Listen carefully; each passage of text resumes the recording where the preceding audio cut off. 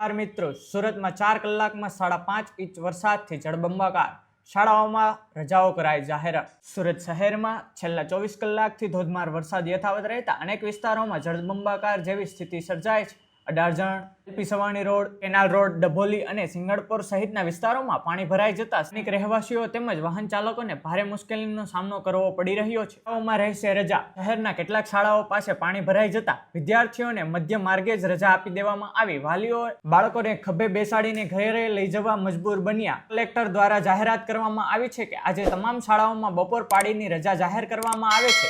સવાર પાળીમાં હાજર રહેલા બાળકોને ઝડપથી ઘરે પહોંચાડવા માટે શાળાઓને સૂચના આપવામાં આવી છે. વિસ્તારોમાં થયા જળમગ્ન. અત્યાર સુધીના મુખ્ય વરસાદી વિસ્તારોમાં સુરતના વિવિધ વિસ્તારોમાં ધોધમાર વરસાદ નોંધાયો છે, જેમાં ઉત્તર અને પશ્ચિમ સુરતના અડાજણ, રાંદેલ, વરાછા, કતારગામ અને કાપોદ્રા વિસ્તારોમાં ભારે વરસાદથી સડકો પર પાણી ભરાઈ ગયા છે. મધ્ય સુરતમાં મહિધરપુરા, મજુરા ગેટ અને અઠવા ગેટ વિસ્તારમાં પણ વરસાદી પાણીને કારણે ટ્રાફિકમાં અવરજવર જોવા મળી છે. દક્ષિણ અને પશ્ચિમ સુરતના વિસ્તારોમાં જેમ કે Vesu, Piplod, Parle point, city light તેમજ પાંડેસરા, ઉધના અને વડોદરામાં પણ સતત વરસાદ વરસતા નદી નાળાઓમાં નજીકના વિસ્તારોમાં પાણી ભરાઈ જવાની સ્થિતિ થઈ છે. આ વિસ્તારોમાં સ્થાનિક રહેવાસીઓએ પાણી ભરાવા અને વાહન વ્યવહાર માટે મુશ્કેલીનો સામનો કરવો પડી રહ્યો છે. અત્રે ઉલ્લેખનીય છે કે કેનાલ રોડ, ડભોલી અને સિંગણપોર વિસ્તારોમાં ઘૂંટણસમાં પાણી ભરાઈ જતા વાહન ચાલકોને, ખાસ કરીને ટુ વ્હીલ ચાલક લોકોને હાલાકીનો સામનો કરવો પડ્યો છે. કેટલીક કોલોનીઓમાં અને